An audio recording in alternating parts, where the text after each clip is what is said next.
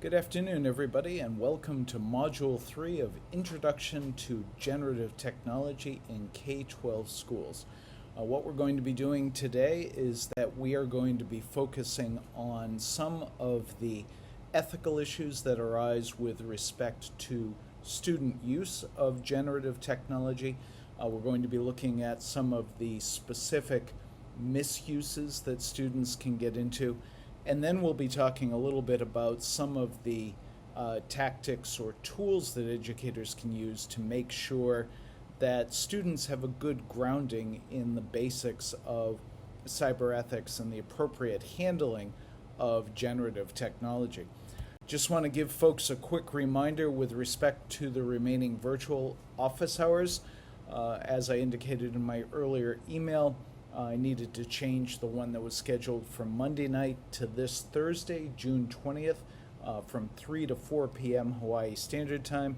Again, these are voluntary, non-obligatory. Feel free to drop in if you have any questions. If there's anything you'd like clarification on, please feel free to stop by, and I'm happy to talk through any of the material that we've covered, as well as the upcoming portfolio outputs for the course.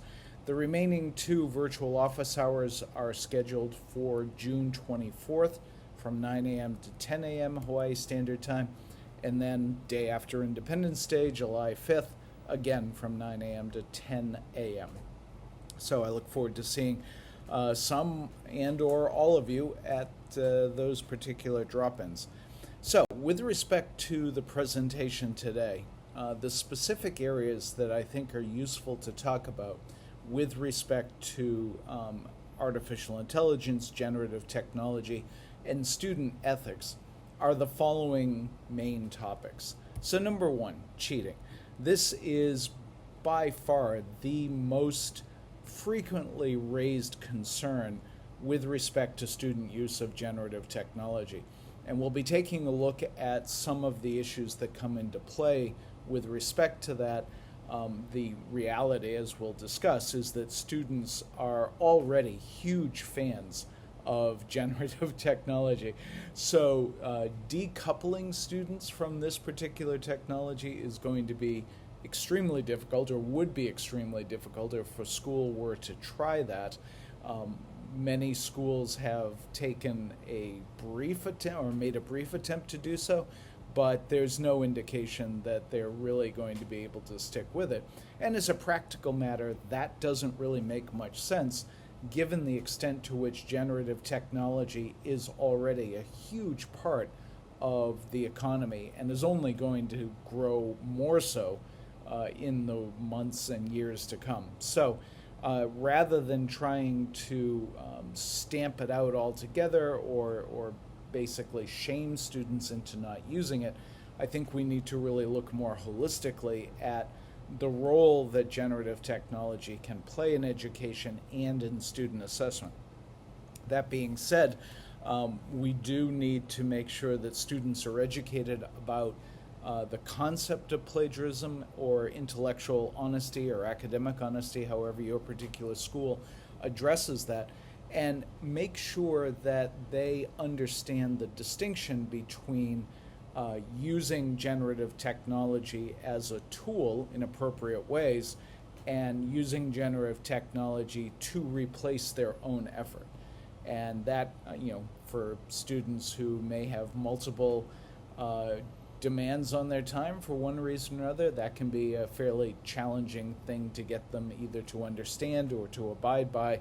But that is part, I think, of the overarching digital citizenship that we need to make sure students take away from school. A couple of other topics we'll be going into, the issue of misuse or even theft of intellectual property. That's in some ways really baked into generative technology, but that doesn't relieve us of the obligation, I think, to discuss with students what the implications of that are, what kinds of ethical topics they should be considering. It is something that for many of the students could be relevant to their future work if they go into almost any creative field. So there's ample opportunity, I think, to really address uh, what or how students should approach the concept of intellectual property. Obviously, with respect to generative technology, misinformation, pardon the misspelling, misinformation and disinformation are enormous issues. And so we want to make sure that we create opportunities for students to address those concerns or be aware of those concerns, and to help students develop strategies for dealing with these particular threats that emerge from generative technology. Cyber harassment is an unfortunately growing area of concern with respect to generative technology. We'll be talking a little bit about some of the specific ways in which students are doing that. That's going to, I think, really put a premium on school districts or school communities creating policies that reflect the potential for using generative technology to bully or harass. Ideally, if your policies are already well drafted, then it really won't matter what new technologies have come along. The issue really will be whether or not specific behaviors are addressed in your acceptable use policy. And that's something that I talk about extensively with respect to the language that different school districts use, because we want language that really is not tied to specific periods of time, specific technologies. We want language that really preferably addresses the behavioral concerns that school districts and school communities might have.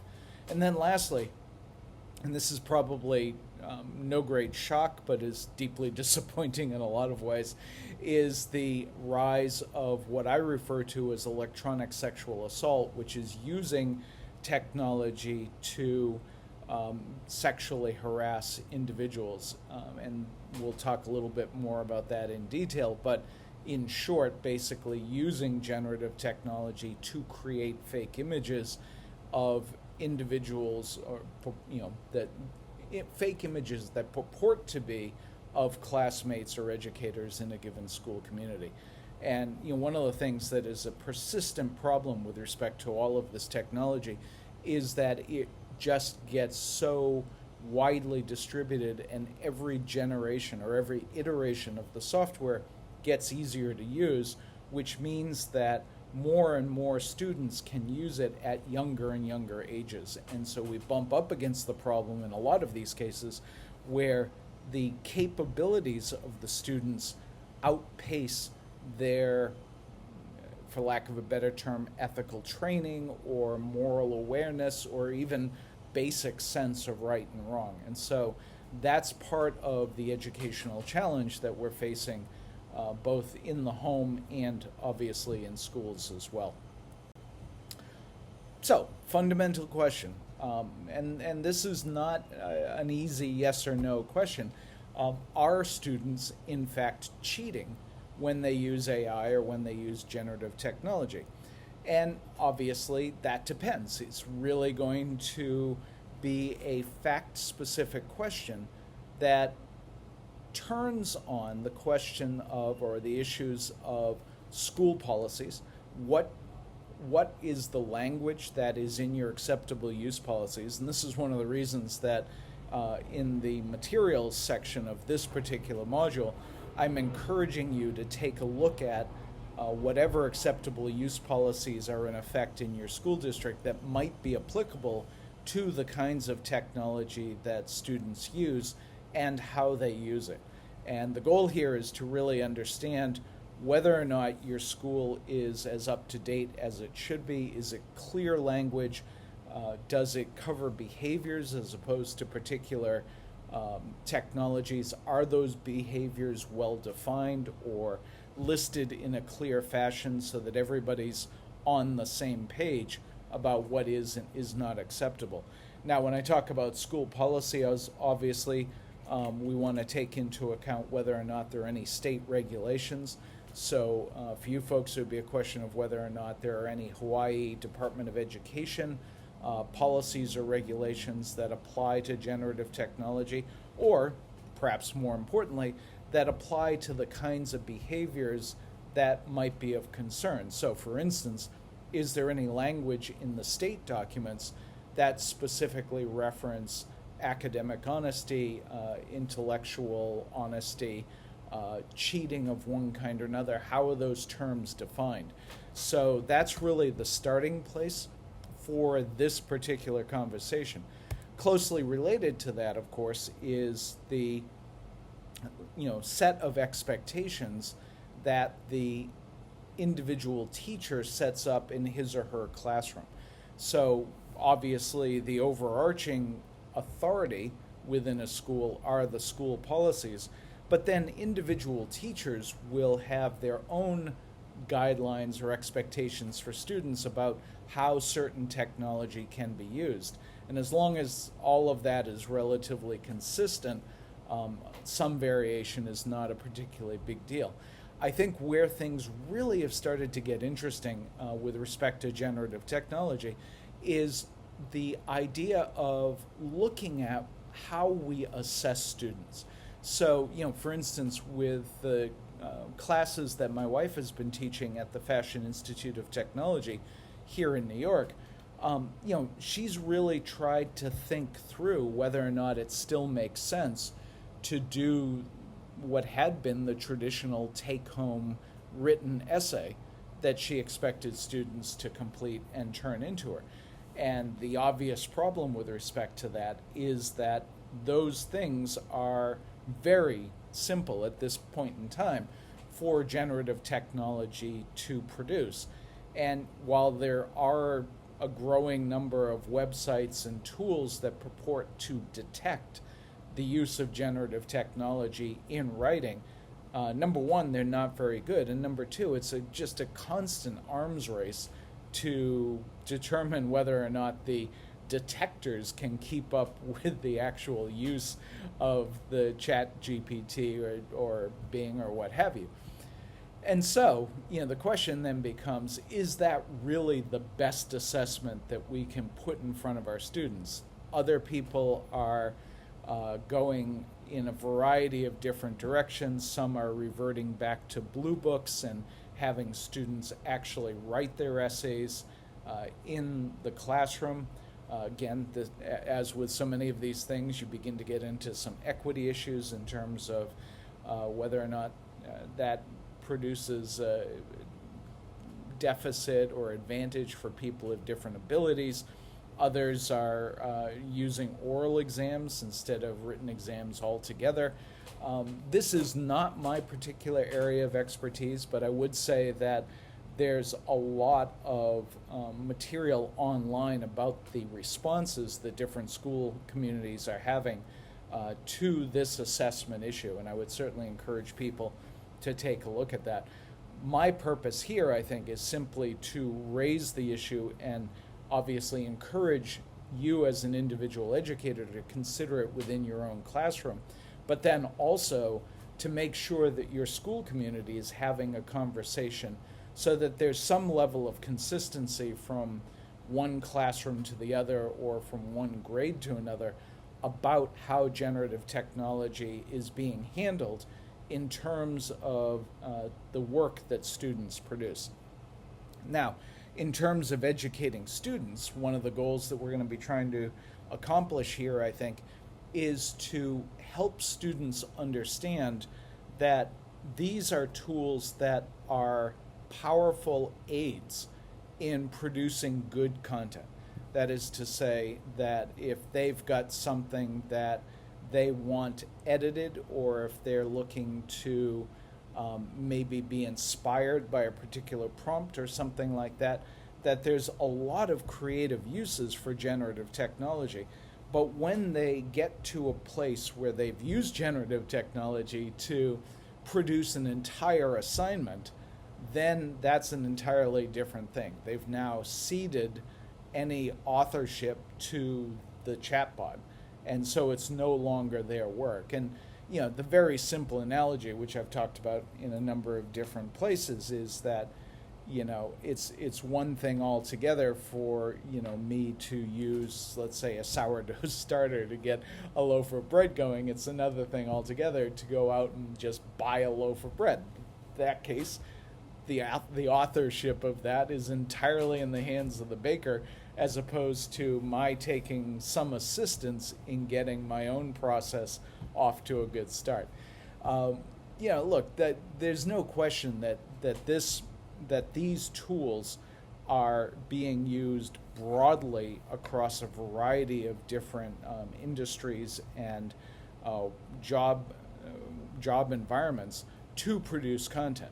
And that's going to raise, I think, some interesting issues from a legal perspective. Who has authorship of something? To what extent is a company responsible for what the chatbot produces? Yada yada. But I think that we want to try to help students understand that there is still a important distinction between work that they are ultimately responsible for and work that has been entirely generated by a piece of software, and understanding the situations in which one might be appropriate, one use might be appropriate, and in another use not so much. And to the extent that we are trying to bring students forward and use their writing and their communication as a way of ensuring that they're learning the lessons that we hope they're learning, then they need to make sure that they understand the honesty piece of turning in work that they've actually done. And where this, I think, can really come together in a cohesive way is to make sure that there's some aspect of the school curriculum that is really addressing the concept of digital citizenship. And we'll be leaning into this a little bit more later in this particular session. But the idea of digital citizenship embraces, the honest use of information, the correct use of software, making sure that material is represented properly, like I did this or I used the chatbot in this fashion. Basically, encouraging a level of transparency on the part of students about how they're using technology and for what purposes. And if we can help them develop that skill as they're going through school, I think that that's going to be very helpful for them going forward, because these issues will carry forward into the workplace as well. When we get to this idea of the use of software and how we're using it and who's responsible for the contents of the output or the sources of the output, this idea of intellectual property is actually a great place to start, because one of the ongoing challenges of the internet is that it looks like a vast pool of free information. And there's a great acronym that was produced by this science fiction writer from the 60s and 70s called Robert Heinlein, and the acronym is TONSTOFL, which is kind of a long, stupid thing, but it's kind of a compelling thing to remember, because what it stands for is there ain't no such thing as a free lunch.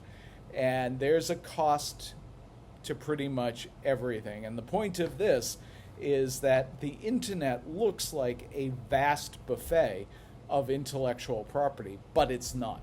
That there's certainly stuff out there that people mark explicitly as free. You can go to Project Gutenberg, you can go to archive.org. There are things in the public domain or which have been donated or released to the public domain which people can download freely.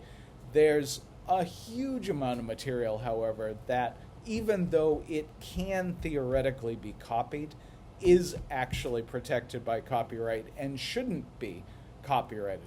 And for those of you who are a little bit older, you may remember from the early 1990s, the whole Napster controversy. I think it was Sean Fanning, if I recall correctly, who developed Napster, and it was a music sharing service.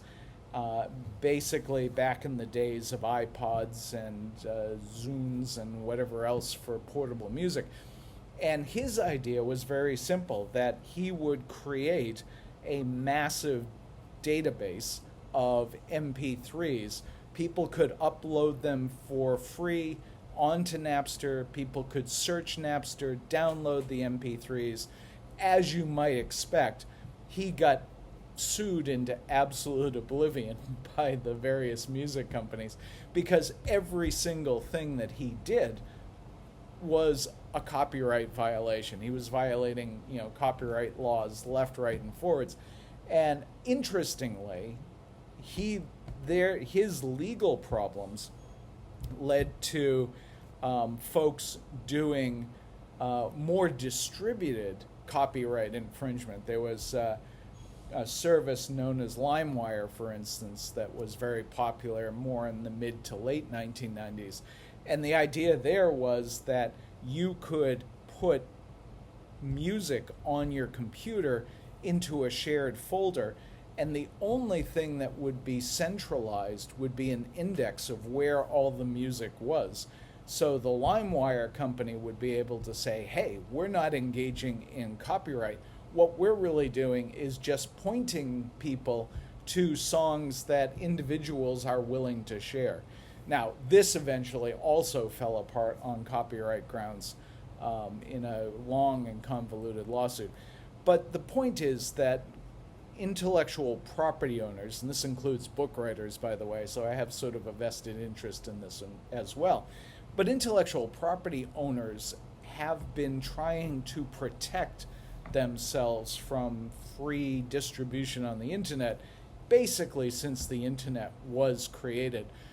In the very earliest days of the internet, when there were things called news groups, people got the bright idea that they could actually use scanners and scan the images from things like Playboy and put them up into the news groups, to the extent that some of the news groups were simply described as gigabytes and gigabytes of copyright violations.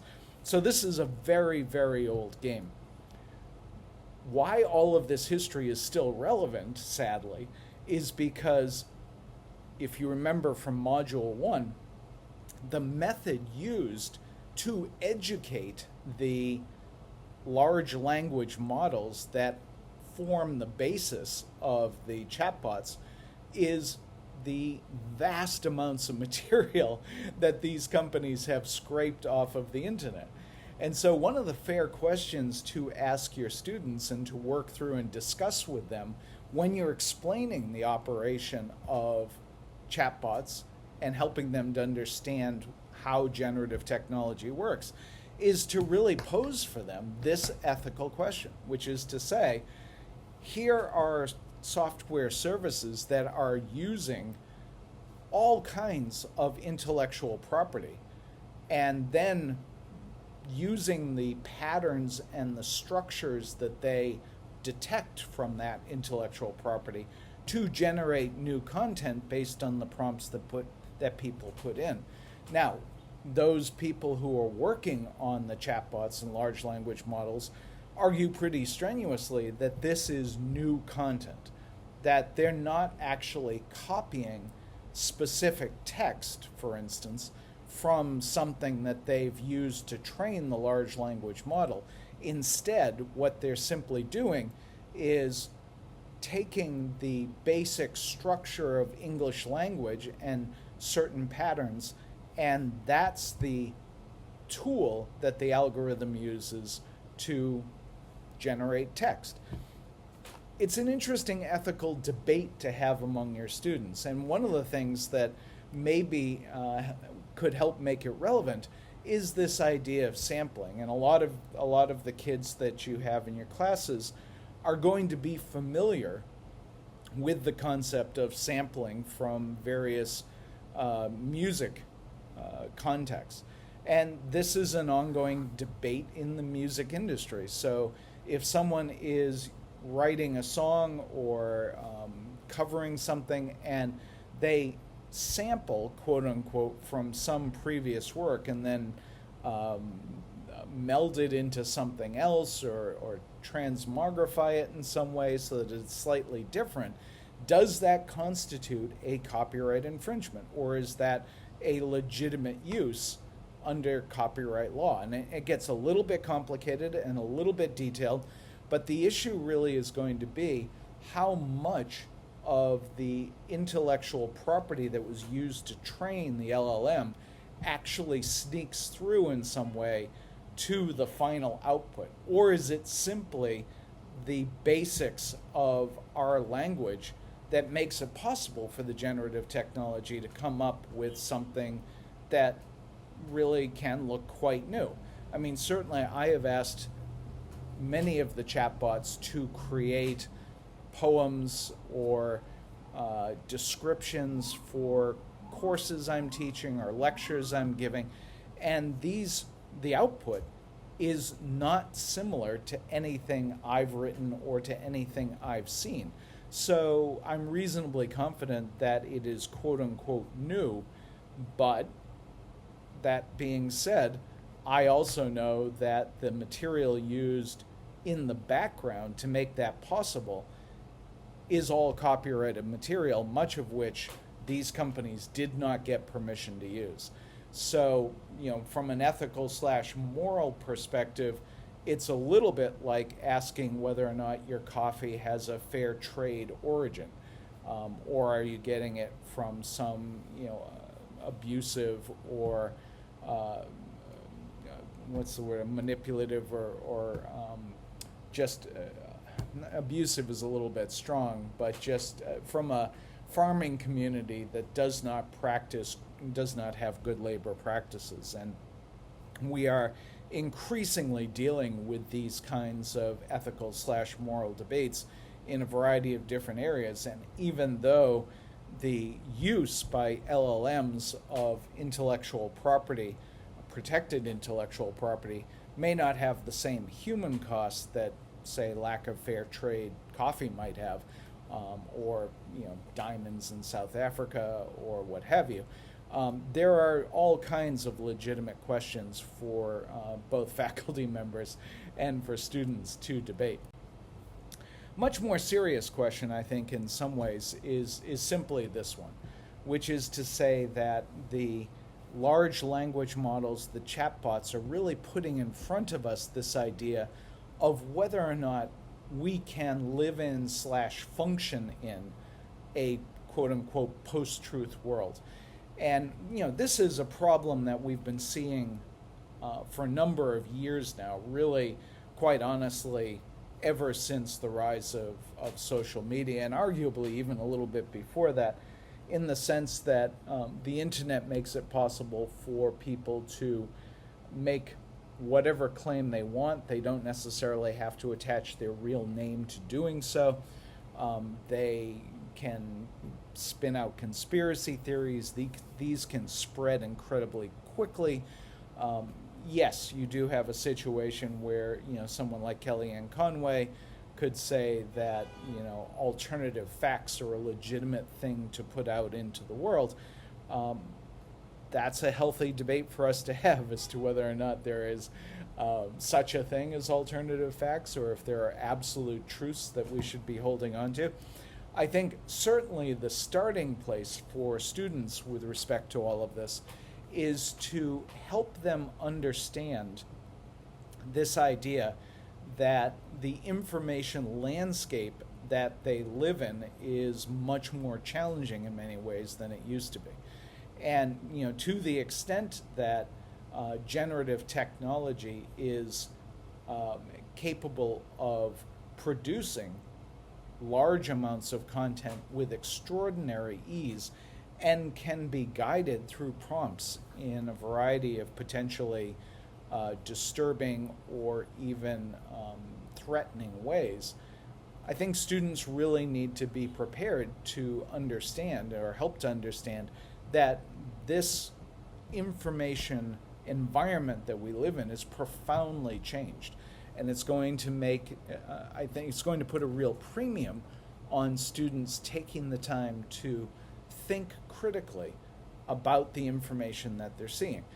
And so, with respect to generative technology, the concerns that we see are number one, misinformation, which is to say, this idea that people are putting simply false information out there, maybe not with any malicious intent, but it's just wrong.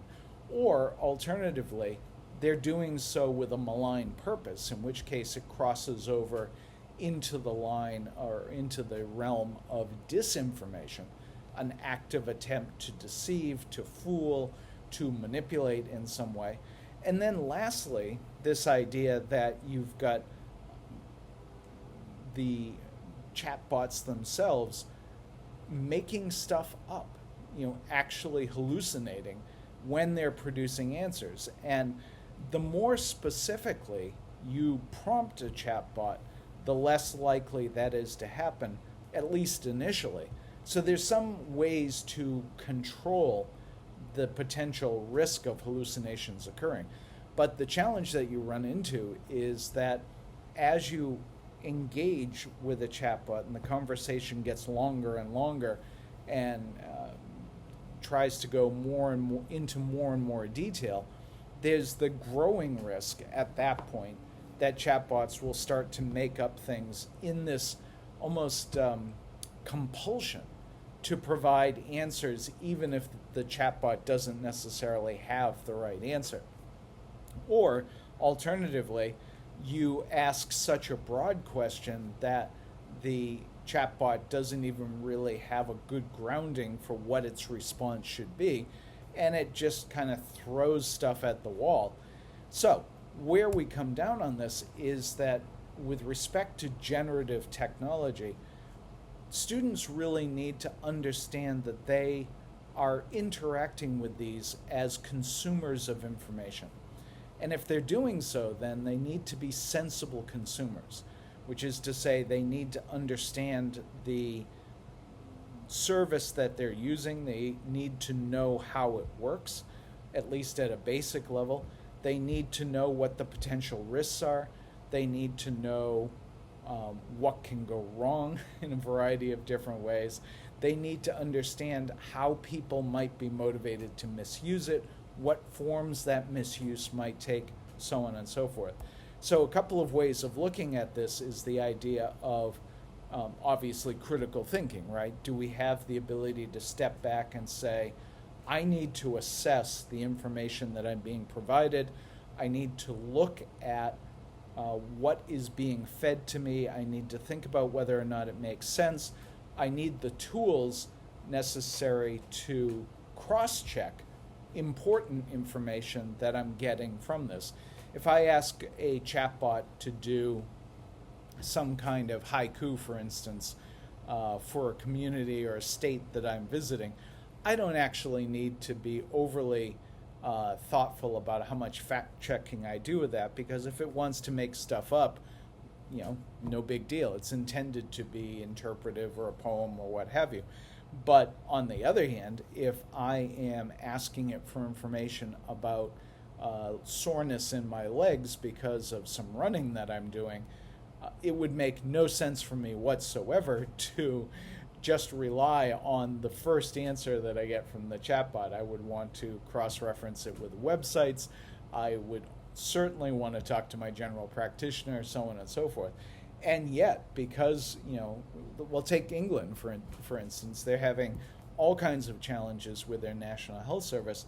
And one of the issues that doctors there are confronting is that more and more people are turning to chatbots for medical advice or for suggestions on what kind of pills they should request from their doctors or how they should adjust their diet. And some of this stuff can be legitimately harmful if people follow it without thinking.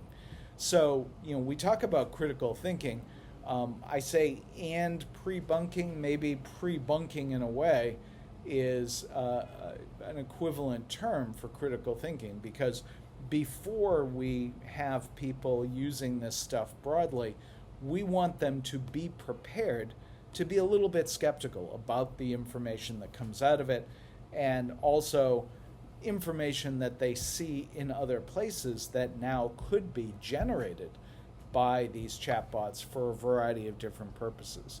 So we are deluged in information in a variety of different ways. And I think that our only successful mechanism in terms of coping with all of that is just to be much more thoughtful about how we react to the information that we're seeing. Along the same lines with that, and we'll be digging into this in a couple of slides, is this idea of what are the ethical obligations for students themselves. Now, obviously, we see in a variety of different ways that students are using chatbots. They're creating all kinds of different works, whether it's textual, video, audio, what have you. So in addition to being critical thinkers about what they're receiving, they also need to think about and have hopefully a fairly clear idea about the ethics of creation and distribution. So it's not simply enough to say, okay, I'm going to be thoughtful and I'm not going to be taken in. But if you're using these tools, you have an ethical obligation to not add to the misinformation or the disinformation stream that can come out of these different algorithms or these different pieces of software. So that, I think, is just an important part of this overall conversation. And it leads us very neatly into our next topic, which is really some of the ways in which students are already using this technology in ways that are not ethical, not legal, and definitely not moral. So for instance, right off the bat, you're seeing the potential for generative technology to be used to generate school threats in one way or another. In some cases, students have written emails or used Gentech to write emails that made threats of shootings or potential bombings of a different school community.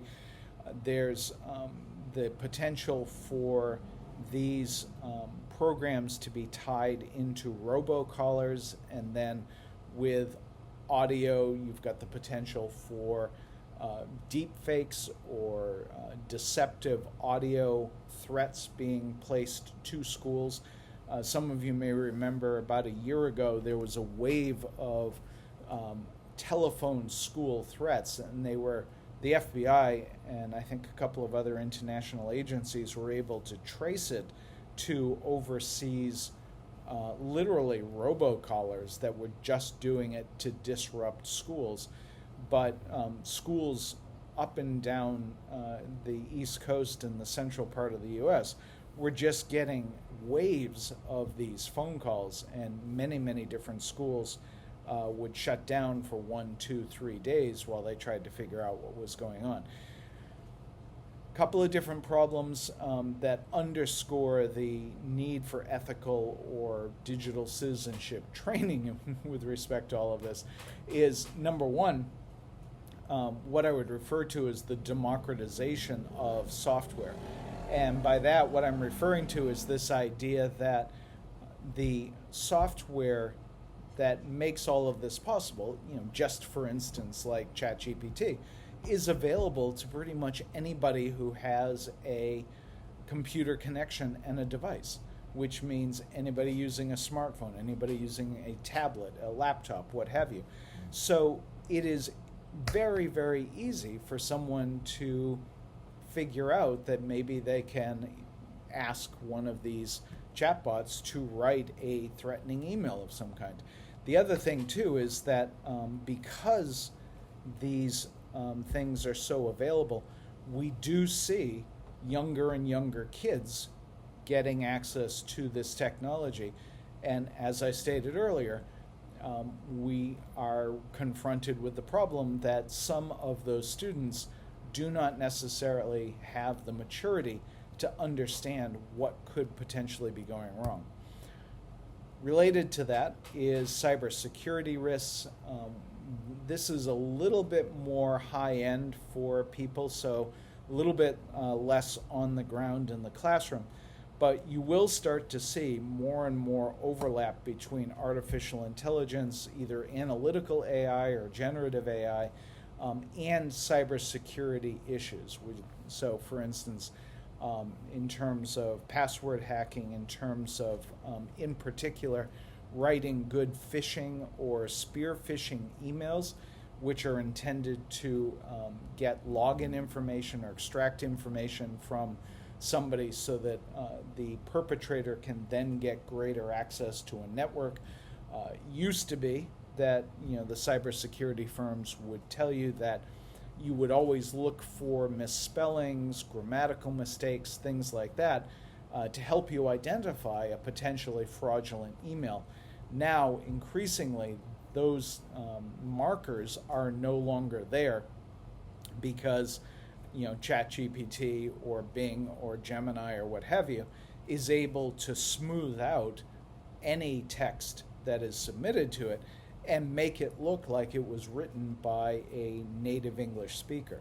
So it raises the threat level, really, in terms of these kinds of attacks on network security. At the student level, where things are already proving to be potentially problematic is the use of generative technology to bully fellow students and educators. And the unfortunate reality is that virtually every platform, every software, every educational tool has been adapted by students in one way or another to bully their fellow students. It is an unfortunate reality of childhood, I guess, as much as we would like it not to be. A couple of quick examples. I've worked on a number of different articles and stories about how kids were using SurveyMonkey, for instance, to create bullying surveys of their fellow students, asking people to rank a set of students in attractiveness or kissability or something like that. I mean, just really kind of mean middle school level stuff.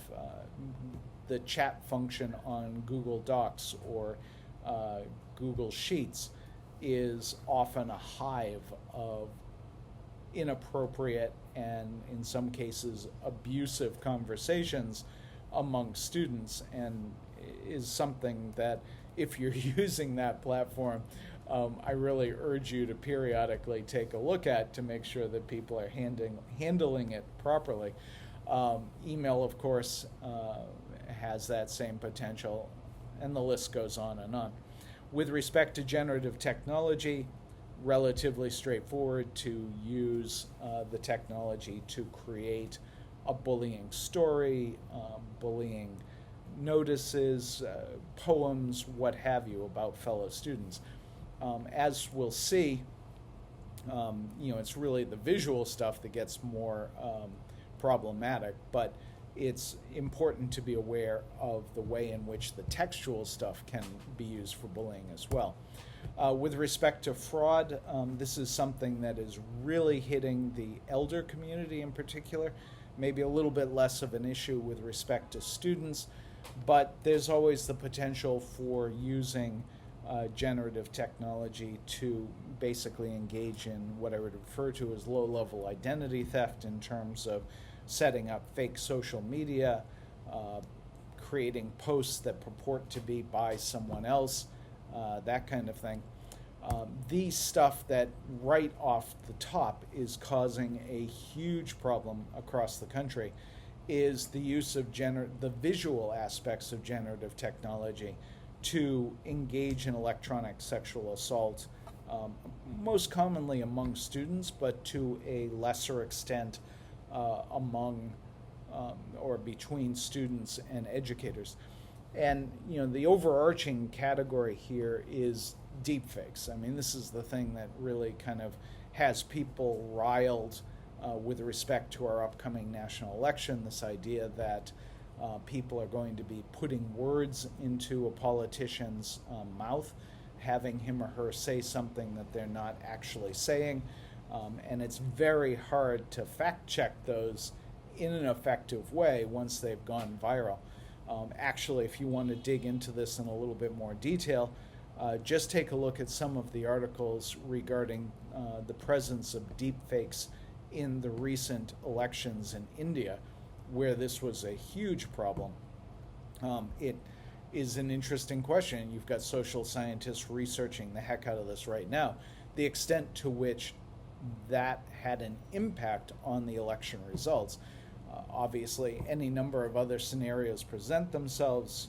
A world leader declaring war, for instance, in a deep fake or something like that. The uses within the schools tend to be much more prosaic.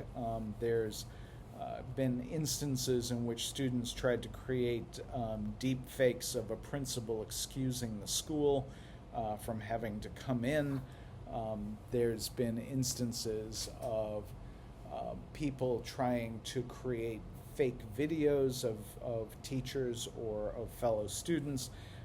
That is still, I think, relatively less common.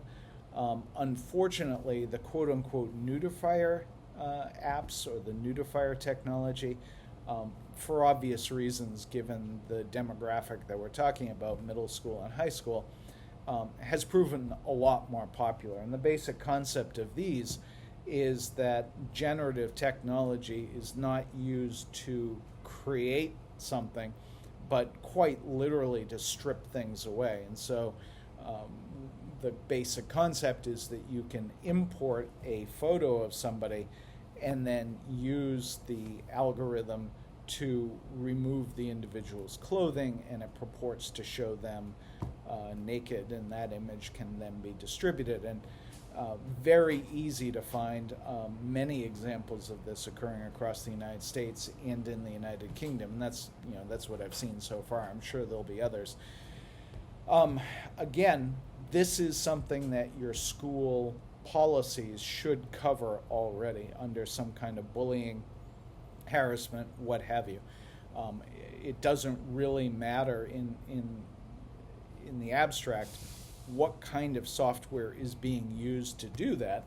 It really matters what the behavior is, how it is impacting the individual who's being assaulted, what the intent of the individual was who did it, so on and so forth. But it's just good to be aware of the potential for this. This is absolutely information that should be made available to parents so that they have some awareness and they can play a role in making sure that their students, that their children understand the moral issues involved in doing something like this, and so on. So this is an area that I'm keeping an eye on, but I definitely think in terms of your conversations with students and the adoption of school policies, there should be some very frank and open discussion about the kinds of behaviors that are taking place and why they're not okay. I know that there's some belief that if you're telling students about this, that you will in some way be encouraging it. I actually think the opposite approach is better, that if we really talk this through with students and with parents, then that awareness helps reduce the incidence overall. So here's an interesting question that pops up with some regularity, which is, to what extent should schools be responsible for teaching ethics? And I want to be absolutely clear. There's no question whatsoever that morality and ethics begin at home, that this is a fundamental responsibility of parents to make sure that their children understand right and wrong, that they are helping them to prepare for being productive members of whatever community they're in, whether it's the school community, the broader local community, so on and so forth. But that being said, I don't think there's any question that school communities themselves have a vested interest in good conduct. I mean, obviously, a school community is just that. It is an independent community, admittedly within the context of your local community and in the context of your state, but it has its own norms, it has its own expectations of behavior, and there is a role for the school to make sure that the people who participate in that community understand what those rules are. And obviously, to the extent that those rules are aligned with the broader rules of the locality and of the state, then the school is playing an important role in helping the members of the school community prepare for being members of the larger communities in which the school is situated. So, all in all, while I don't necessarily think that there's a replacement on the part of schools for the education that parents should be doing, I definitely think that schools can play a supplementary role in helping students develop a good ethical and moral grounding for their ongoing life. And as I say here, I really think that this is foundational, not only for their future life, but it's really foundational for a student's ability to successfully understand and apply the more substantive information that they're going to get in their various classes. Because you can pile whatever substantive topics on them that you want. If they're not prepared to move forward with that information in a moral and ethical fashion, then it seems to me that we're really kind of missing the point of education. And so then then I think we come to this issue of where do we get this information? What are the source documents for helping students understand what the ethics of being a good student are? And this can be woven into substantive topics. It can be a standalone unit, depending on how the school wants to approach this. But we do ourselves a real disservice if we don't teach students what these things mean and where they come from. So helping students understand the laws that apply to them within the school. What are the regulations that are adopted that are relevant to their conduct? What policies does the school have that they should know about and adhere to? What are the classroom guidelines that the teacher expects them to adhere to? And then lastly, what is the shape and nature of the social contract within the classroom and within the school more broadly, which is to say, how do their peers expect them to behave? What constitutes moral and ethical relationships among students and between students and teachers? And this goes a little bit more broadly, I think, than the specific regulations or the specific policies. It's really, I think, very much, without putting a specific title on it, but very much the golden rule of do unto others as you would have others do unto you. At one point, I actually went through a little bit of an exercise to adapt some of these maxims for the modern age, and so the corollary to that, of course, would be post unto others as you would have them post unto you. But, all joking aside, I think that there are excellent conversations to be had, particularly at the beginning of a school year, about what the expectations are that people have for each other or different aspects of society have for students. And there's legitimate, I think, conversation to engage in. It is often, I think, useful to ask students, what do they agree with? What do they disagree with? What would they change and why? We, I think, sometimes don't do a good enough job of involving students in these conversations before we adopt the fundamental documents that are supposed to govern their behavior.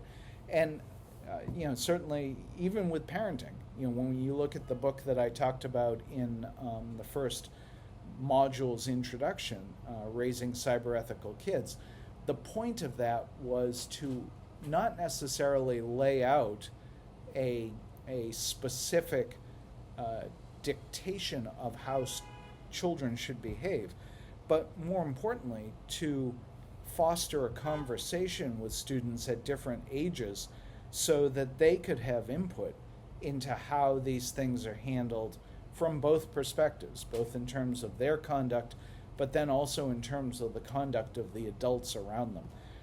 And I think that that actually is an increasingly necessary thing, given the fact that kids are using these devices at younger and younger ages. And, the reality is they have opinions about how these things should be handled and what the consequences should be for misuse and so forth. It may well be, as adults, that we would say not all of their ideas are well formed and they need some more education to better understand what the implications are. But that doesn't mean that their perspective should be utterly disregarded. And so I would encourage this conversation to be a regular part of every grade level and every school year, so that people are, as much as possible, on the same page as they're moving forward. And that really brings us, I think, to this nice idea of what do we do in terms of teaching students cyber ethics. So very much, this is the starting place. Transparency and expectations. We really help students understand what applies to their behavior, what the expectations of the community are, and we find out what their expectations are. Closely related to that, of course, is bringing parents into the conversation. All of this works so much better if there's as much buy-in from the parents in the school community as possible. Given the fact that most schools are interacting with any given set of parents for 12 years, there's certainly ample time to have these conversations, and ideally from as early a point as possible, so that their experiences can inform what's going on in the school and vice versa. I think this is an absolute given, which is to say that we have a book of policies in virtually every school district. I know we did up in Burlington when my kids were going through school, or I was on the school board, and there is such a tendency for those policies to be trotted out for an obligatory signature at the beginning of the year and initialing by parents. Yeah, I understand these all apply to my kids, etc. and so forth. But then they disappear. And we certainly had our own versions gathering dust that we would have to blow off at the start of each year and try to remind ourselves what they said. And my suggestion, based on my experience and given the speed with which all of this moves, is that it is a much better approach to incorporate school policies into the curriculum where appropriate, to really make them living documents that are available as a ongoing source of information, debate, I think reflection, all of these different things during the school year. And you may well find that at different points of the year there are things that arise that may suggest changes, that students may have ideas that could enhance the documents, or parents will. That is much more difficult to do if they don't really get talked about except for 15 minutes at the start of the school year. Okay, Gen Tech benefits and possible harms. So, every time Gen Tech arises in the classroom, by and large, the emphasis is primarily going to be on how cool the technology is, all of the amazing things that it can do, how it's making this project easier, boosting creativity in this way, so on and so forth. And let's be absolutely clear, there are wonderful benefits to generative technology. There's all kinds of individualized learning, there's story prompts, there's artistry that students can engage in, there's things that can speed up the learning process. Absolutely true, all of that. But at the same time, it's, I think, ethically and morally responsible to make sure that students are well versed in the potential drawbacks of generative technology. And that's really what this particular module is aimed at outlining, so that when you're having conversations with students about this, and they're proposing using the technology in different ways, you're all a little bit more informed about where things can go sideways, and what students, number one, should be watching out for, and number two, the ethical considerations that they should apply to whatever use of Gen Tech they're considering. Which brings us to the last point for this particular module, which is to say that a way to address this is to figure out and use quote-unquote ethics building exercises for students. And a lot of this can be as simple as role-playing different situations, having students look at a given fact pattern and evaluate the potential ethics, bring out the school policies and have them take a look at what policies might apply to a given set of facts. Would they say that the policies reflect ethical behavior, or does ethics go beyond what the policy says? Is there some aspect of the social contract among students, for instance, that's not necessarily reflected in the school's policies? Variety of different ways to approach this, but I definitely think it will help engage students in thinking about, at a very basic level, what are the rights and what are the wrongs potentially of using generative technology. And I would simply close with the idea that process, that debate within themselves and among their classmates is going to be critical given the extent to which generative technology is going to be a part of their academic and their work lives. And the sooner that they start to grapple with these dilemmas and start to reach some guidelines for themselves about how to handle it going forward, the better off they will be. Well, that wraps up Module 3. Later this week, I will post Module 4, which will be looking at the ethical issues specifically for educators. You will see the materials in the living syllabus, but if you want to get a head start on that, just suggest you download and start reading over the Model Code of Ethics for Educators, which will definitely be our starting place in the next module. Thanks very much, and talk to you soon.